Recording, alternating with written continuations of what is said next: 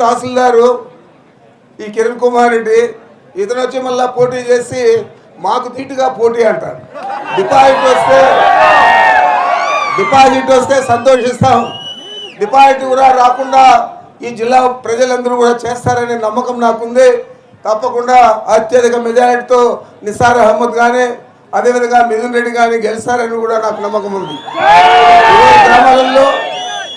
ఈరోజు గ్రామాలలో అనేక సంక్షేమ పథకాలు అమలు కేవలం చూసిందల్లా పేదరికాన్ని కొలబద్దగా తీసుకొని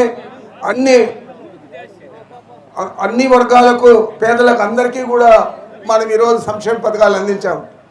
మరి గతంలో ఆ మాదిరి ఉన్నదా?